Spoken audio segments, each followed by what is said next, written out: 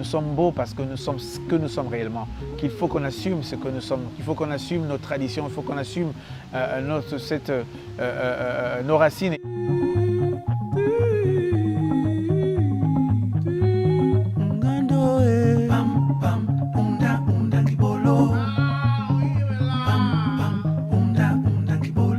Lorsque j'ai décidé à quelque part de savoir un peu qui j'étais réellement, qu'est-ce que ça voulait dire être Camerounais, qu'est-ce que ça voulait dire être africain, appartenir à la diaspora, d'où venons-nous réellement, et donc c'est vraiment ça qui m'a amené à repartir chercher Ruben Oumiobe qui a fait un travail incroyable et qui se battait déjà à cette époque-là pour essayer de rappeler l'importance pour nous de savoir qui on était réellement, quelles sont les traditions, quelles sont nos racines, quelles sont les valeurs qui sont portées. Mais au-delà de l'indépendance, en fait, il se battait tout simplement pour que lui et ses confrères, ses compatriotes vivent en homme libre, en fait, quoi.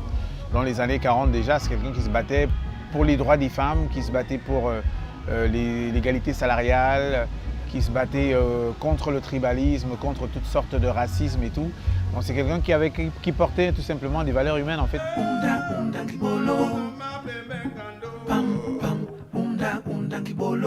Lorsqu'on leur propose de l'indépendance partielle, ils refusent et on leur dit ce sera soit l'indépendance partielle, soit la guerre, en fait, soit vous allez mourir. Donc il accepte, il dit il ne peut pas y avoir d'indépendance partielle parce que qu'est-ce que ça veut dire? Soit on est indépendant totalement, soit on est libre totalement, soit on ne l'est pas. Donc il accepte de mourir pour les siens. Et donc le fait qu'aujourd'hui au Cameroun, il ne soit toujours pas reconnu de manière officielle et que les hommages ne soient pas réellement rendus à ces gens-là, c'est terrible. Parce que dans les rues du Cameroun encore, on célèbre ceux qui les ont tués, mais pas ceux qui ont donné leur vie pour la liberté. Nous avons la chance d'avoir un continent incroyable. Tout le monde est d'accord pour dire que c'est le continent le plus riche. Et non seulement de par son sous-sol, de par sa nature, son environnement, mais aussi de par les populations qui vivent là-bas, quoi. Et donc, comment est-ce qu'on peut être d'accord pour dire que c'est le continent le plus riche et que les habitants de ce continent aient tous envie de fuir? Ok, c'est certainement à cause de la mauvaise gérance de certains gouvernements, mais en même temps avec le recul et d'autres perspectives, quelque part, parfois moi je comprends parce que je me dis, nous parlons quand même des pays qui sont rentrés dans un système dans lequel ils ont à peu près 50 ans d'existence. Le Cameroun, on est à notre deuxième président de la République. Le Cameroun est né il y a à peu près 50 ans. Donc nous avons malheureusement un peuple aujourd'hui qui, parce que coupé de son histoire, ne se connaît pas, se sous-estime et pense pouvoir construire un avenir. Mais on ne peut pas pouvoir construire un avenir ailleurs si on est complètement déconnecté de ses racines. Donc on a encore aujourd'hui la possibilité de voir ce qui a marché ailleurs, ce qui n'a pas marché pour construire le merveilleux continent que nous avons. Et pour que le regard de l'Occident change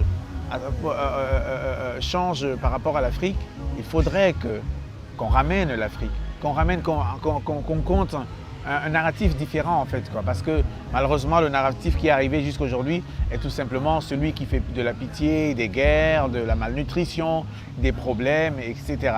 Et donc du coup, naturellement, les gens ont envie d'aller vers des choses qui paraissent belles, qui paraissent sexy, de manière naturelle.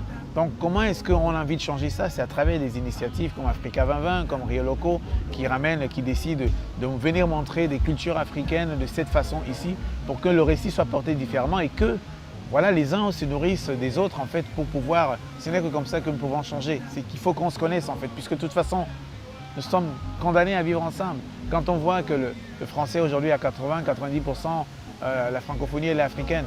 Donc la langue française est portée désormais par des vivants sur le continent africain. Et qu'avec la globalisation du monde, nous avons un destin commun. Comment on le construit? Est-ce qu'on le construit dans la haine? Ce n'est pas possible. Donc il faut pour cela nourrir, les gens ont besoin d'être nourris, mais nourris de choses positives, pas de choses qui les séparent.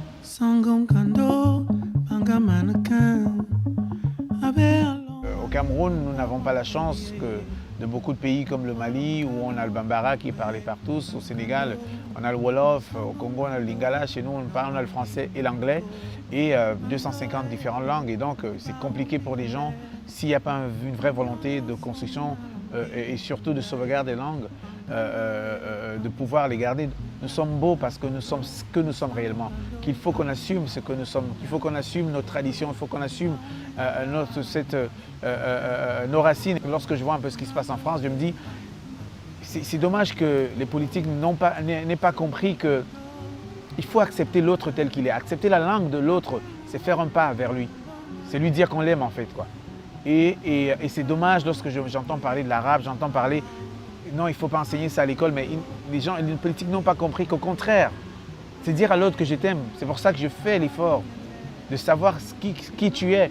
Parce que ces gens-là, la première chose leur langue fait partie des choses qui ont structuré leur cerveau. Rejeter cela, même de manière inconsciente, c'est les rejeter en fait, quoi. C'est vraiment des choses qui peuvent paraître être des détails, mais qui sont essentielles et au centre de la construction d'un vivre ensemble.